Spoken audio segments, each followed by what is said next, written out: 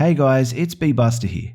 So I just wanted to catch you all really quickly just to give you an update on all the copyright stuff.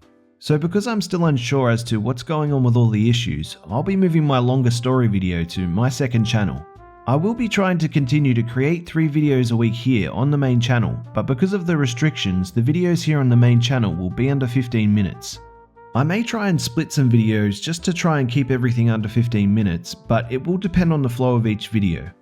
On my second channel, I'll be starting up my playthroughs again as well, so if you're keen to jump into some of that action, or if you just want to listen to the longer stories once a week, then be sure to go to the second channel in the link on the screen now and in the description. Also, I just want to say a big thank you to everyone for all the support lately. I've received a ton of emails, private messages and comments with people just encouraging me to continue, knowing that I have everyone's support. It means a lot to me to know that so many of you have my back and that I can always count on you guys. A bunch of people have already come over to the second channel, which is really cool. So yeah, thanks a ton for the support guys, I honestly really appreciate it at the moment. But without further ado, let's begin.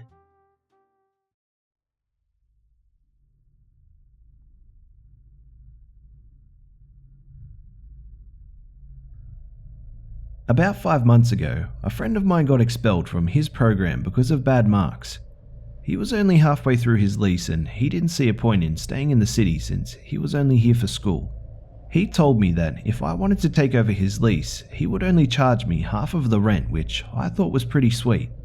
So naturally, although I am from this town, I thought it was time to leave my parents' place. I had already graduated and although I had been looking for a new job for a while, I still felt like I couldn't miss out on this opportunity.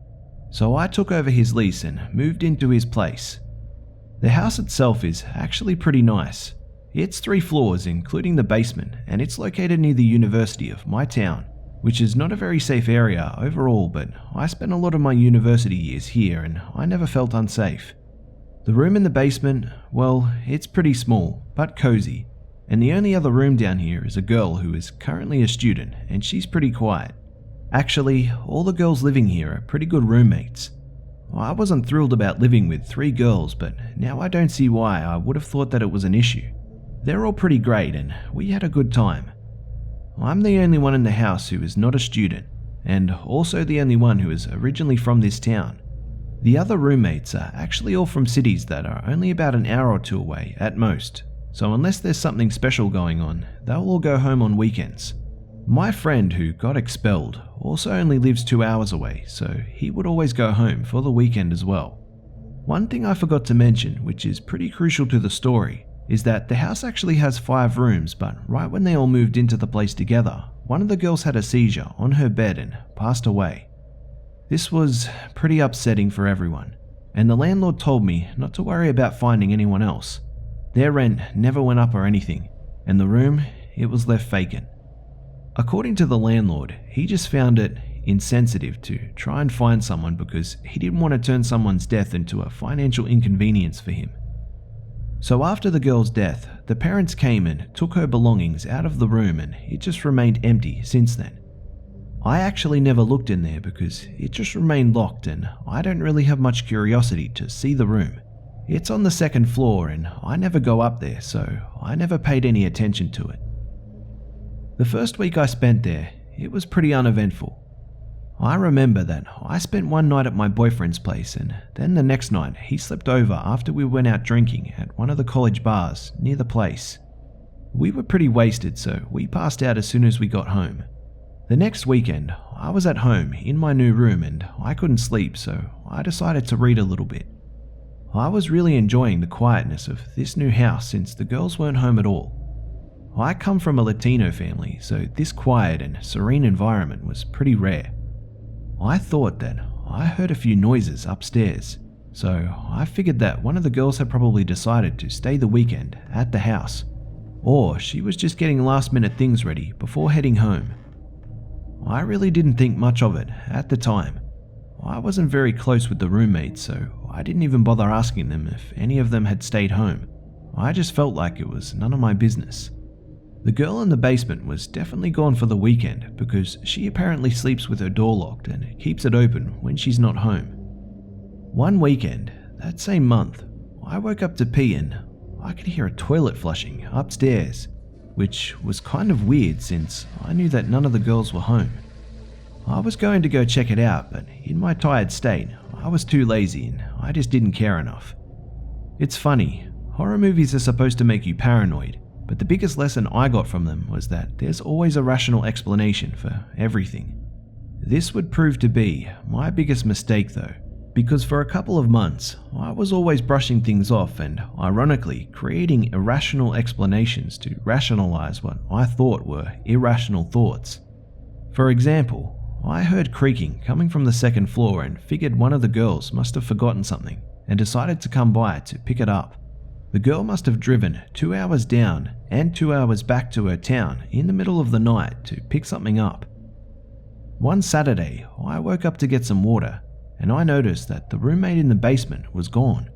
Her door was open and her car was not in the driveway. There weren't any cars in the driveway, but I should mention that one of the girls doesn't drive.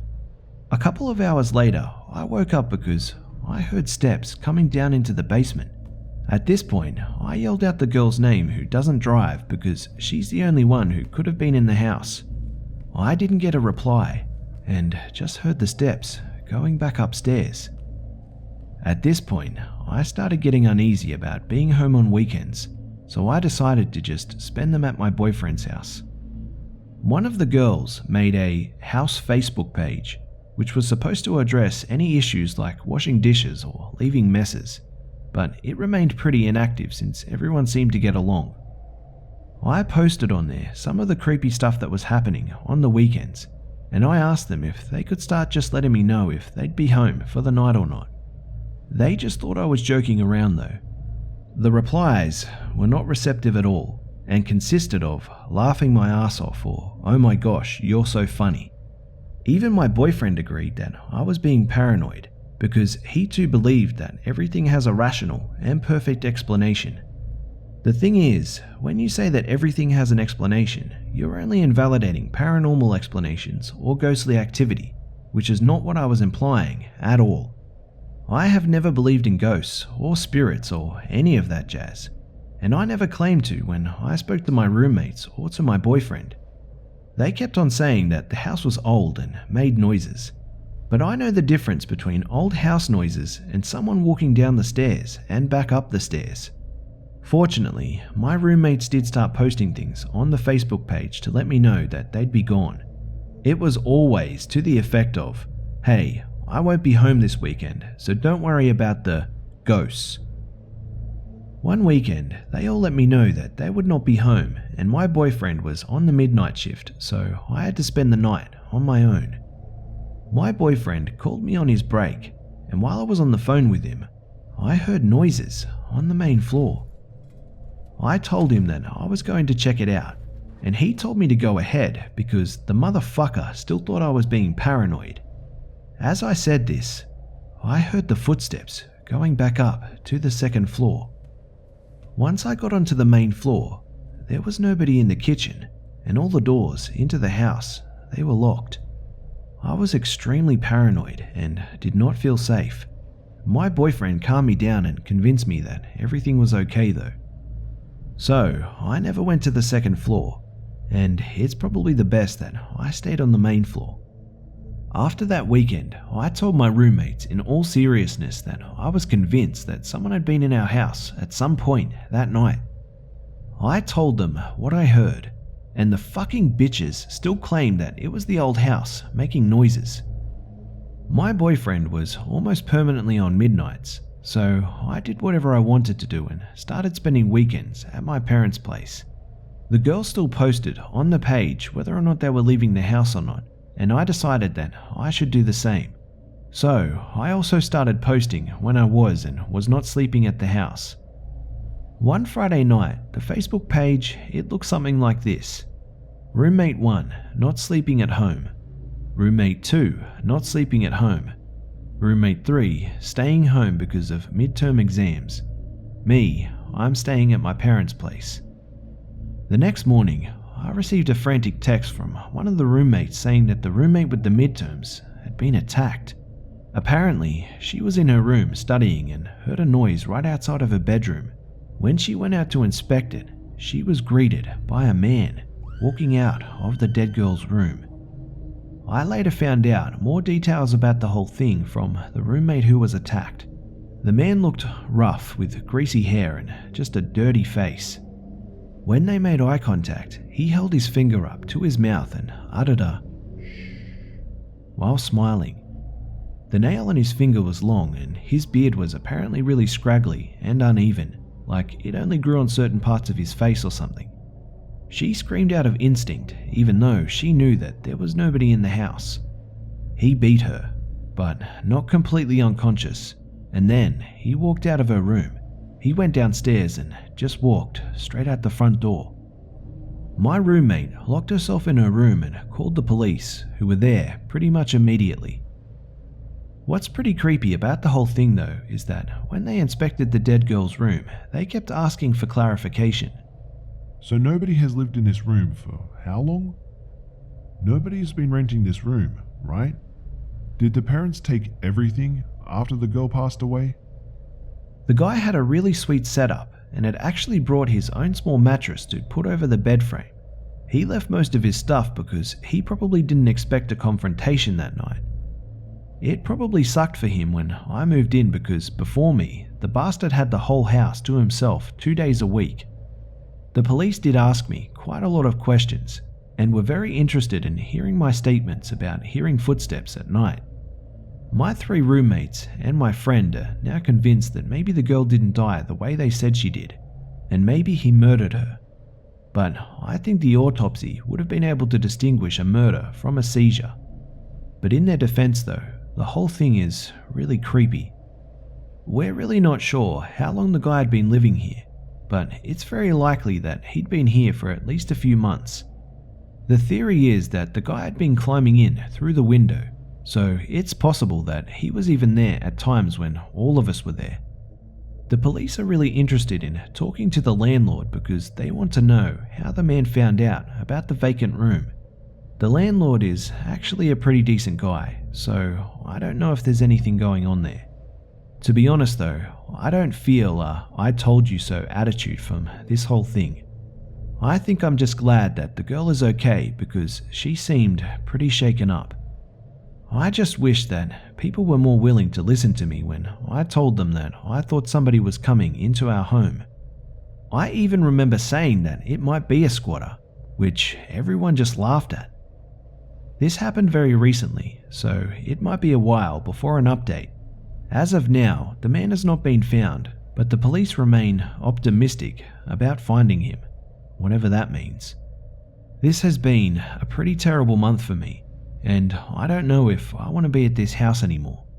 I don't have much left on the lease and I recently lost my job, so it might be the best for me to leave the place now.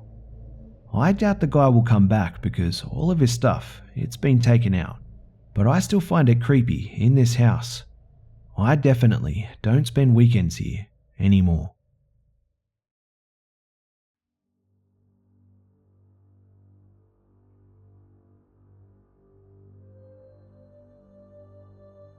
G'day mates, it's be.busta here.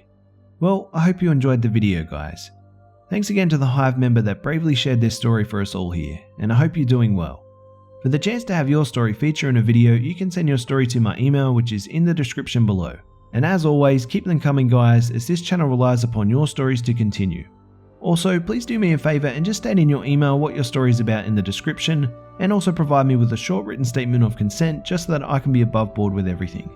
And also remember to tell me in the email if you would like to remain anonymous, and please change any names if you don't want particular names to be shared.